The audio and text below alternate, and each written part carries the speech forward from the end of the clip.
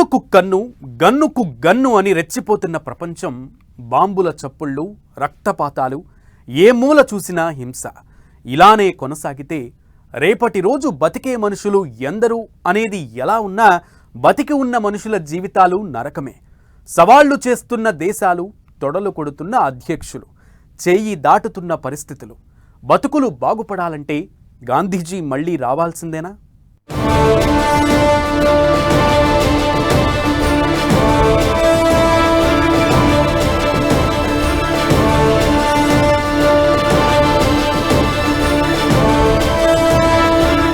హింసకోరల్లో చిక్కుకున్న ప్రపంచం, ఏ మూల చూసినా రక్తపాతమే. కన్నుకు కన్ను, గన్నుకు గన్నే ఆన్సర్. దేశాల తీరుతో భయం గుప్పెట్లో ప్రపంచం. బాపు, నువ్వు మళ్ళీ రావాలి. గాంధీ వ్యక్తి కాదు, ఓ విధానం, ఓ పాఠం. ప్రపంచాన్ని అద్భుతం వైపు నడిపించిన ఓ బాట. 1.5 శతాబ్దం కింద భారతావనిలో ప్రభవించిన మహాపురుషుడు గాంధీజీ. అందుకే బాపు మాట, బాపు నవ్వు ఈ ప్రపంచం ఎప్పటికీ గుర్తుంచుకుంటుంది. ఈ ప్రపంచం ఉన్నంత వరకు గుర్తుంటుంది. అలాంటిదిప్పుడు పరిస్థితులు మారిపోతున్నాయి. ప్రపంచం హింస కోరల్లో చిక్కుకుంటోంది. మాటకు మాటతో కాదు, ఆయుధంతో సమాధానం చెబుతోంది. ఎక్కడో మొదలైన హింస ప్రపంచం మొత్తాన్ని ప్రభావితం చేస్తోంది. ఇలాంటి సమయంలో బాపు మళ్లీ రావాలి, ఆనాటి బాపు బోధనలు కావాలి అంటూ మహాత్మ జయంతి వేదికగా ప్రపంచం ఓ నినాదం చేస్తోంది. సత్యం అంటే అబద్ధమాడకుండా ఉండటం మాత్రమే కాదు, మనసు పట్టుకోలేని ఆ స్థితేమిటో తెలుసుకోవాలనే ఆకాంక్షే మోహన్ దాస్ కరంచంద్ గాంధీని గాంధీజీని చేసింది. బాపుగా మార్చింది. ఫాదర్ ఆఫ్ నేషన్ గా గుర్తు పెట్టుకునేలా చేసింది. తెల్లవారి మీద గాంధీజీ ప్రకటించిన యుద్ధం ముందెన్నడూ ఎరుగని, వినని, కనని రక్తపాతరహిత విప్లవం. విప్లవం అంటే విధ్వంసం కాదని, మార్పు అని భావించిన గాంధీజీ ఎంచుకున్న దారి అహింసా మార్గం. ఇదొక వినూత్న ప్రయోగం. అదే అప్పుడు ప్రపంచానికి పాఠంగా మారింది. మళ్లీ ఈ ప్రపంచం ఆ పాఠం నేర్చుకోవాల్సిన సమయం ఆసన్నమైంది. అవసరాల కోసం అడ్డదారులు తొక్కుతున్న పాత్రల తీరుతో ప్రపంచం అల్లకల్లోలంగా మారింది. యుద్ధానికి దారి తీస్తోంది. వాళ్ళందరికీ గాంధీజీ పాఠం గుణపాఠం కావాల్సిన అవసరం ఉందన్నది క్లియర్. మత వైరుధ్యాలు, తర్వాత ఉగ్రవాదం ప్రపంచవ్యాప్తంగా సామాన్య ప్రజానికి కునుకు పట్టకుండా చేస్తా ఉన్నాయి. బ్రిటిష్ సామ్రాజ్యవాదాన్ని అహింస అనే ఒక పద్ధతి ద్వారా, శాంతి సామరస్యం అనేటువంటి ఒక పద్ధతి ద్వారా ఈ దేశాన్ని విముక్తి చేయగలిగిండు. మహాత్మా గాంధీ ఫిలాసఫీ ఇండియాలో ఇంటర్నలైజ్ కావటమే కాదు, ఇతర దేశాలను కూడా ప్రభావితం చేసింది. అహింసే ఆయుధంగా బ్రిటిషర్లతో పోరాడిన గొప్ప నాయకుడు గాంధీ. ఆయన చూపిన పోరాట మార్గం ప్రపంచానికే ఆదర్శం. 250 ఏళ్లకు పైగా బ్రిటిష్ పాలనలో మగ్గిన భారతావని స్వేచ్ఛావాయువులు పీల్చుకోవడానికి మహాత్ముడు చూపిన పోరాట పంథానే కారణం.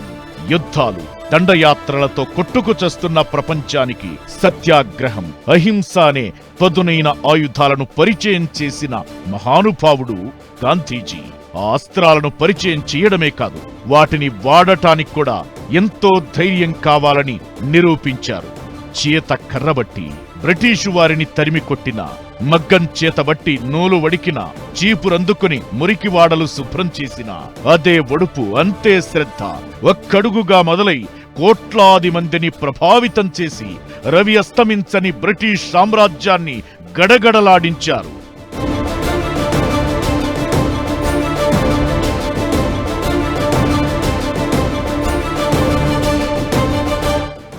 యుక్రెయిన్ రష్యా యుద్ధం ఓవైపు, పాలస్తీనా ఇజ్రాయెల్ హింస మరోవైపు, మన బార్డర్లో స్వార్థంతో రంకెలేస్తున్న డ్రాగన్ ఇంకోవైపు.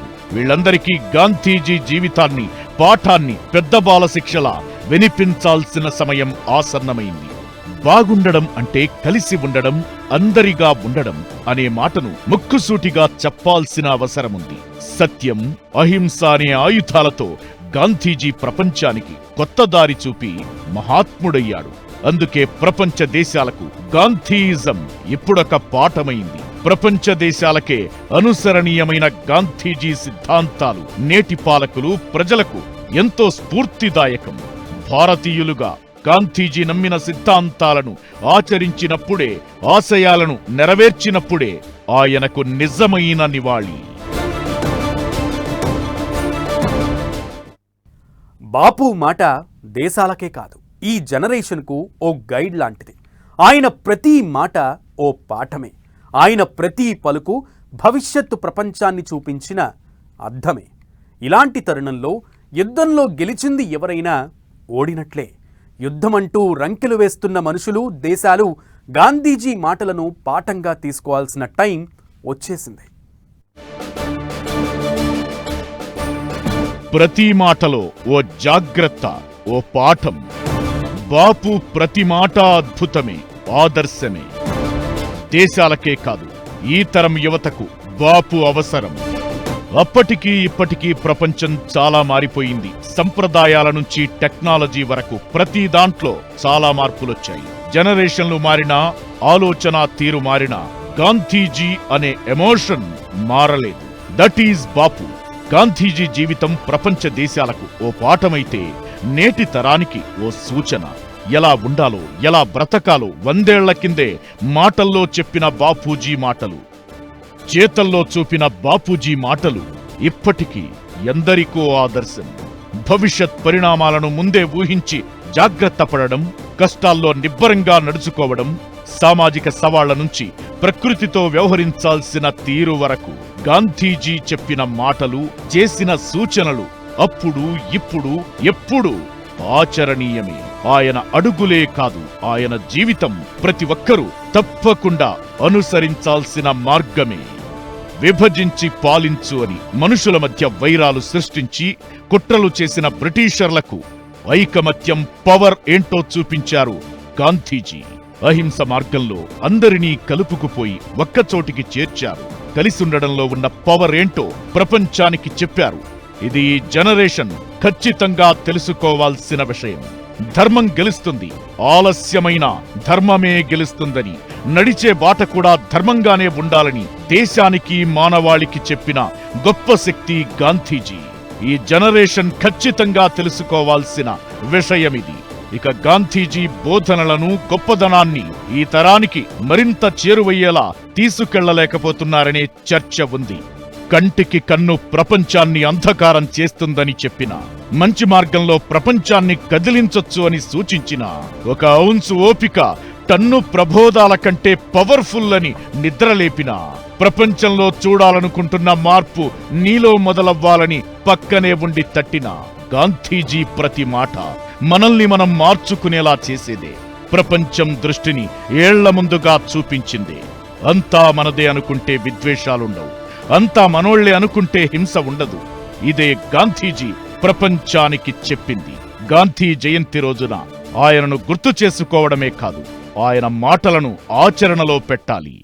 48కి ముందు అసలు ఇజ్రాయెల్ అనే దేశమే లేదు. యూదులందరికీ, ప్రపంచవ్యాప్తంగా ఉన్న యూదులందరికీ ఒక దేశం కావాలని ఇజ్రాయెల్ను సృష్టిస్తే, ఆ ఇజ్రాయెల్ ఇవాళ చుట్టూ ఉన్న దేశాలని మింగేసే పరిస్థితికి వచ్చింది. వాళ్ళ ప్రజల్లో మార్పు రాందే అంతర్గతంగా మార్పు వచ్చే అవకాశం లేదు. ప్రజల్లో ప్రజాభిప్రాయానికి తల ఒగ్గి ఉంటే దేశాధినేతలు కూడా వాళ్ళ అదుపులో వాళ్ళు ఉంటారు. కాబట్టి ఇవాళ మరో మహాత్మా గాంధీ కావాలి, మరొక నెల్సన్ మండేలా కావాలి, మరొక అరాఫత్ కావాలి.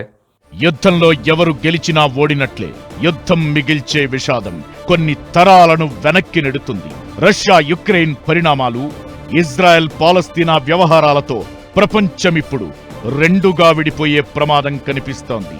ఇలాంటి తరుణంలో గాంధీజీ అందించిన అహింస ఆయుధానికి పదును పెట్టడమే కాదు, ఆయన మాటలను పాఠంగా తీసుకోవాల్సిన అవసరముంది. అదే ఆ మహనీయుడికి మనమిచ్చే ఘనమైన నివాళి.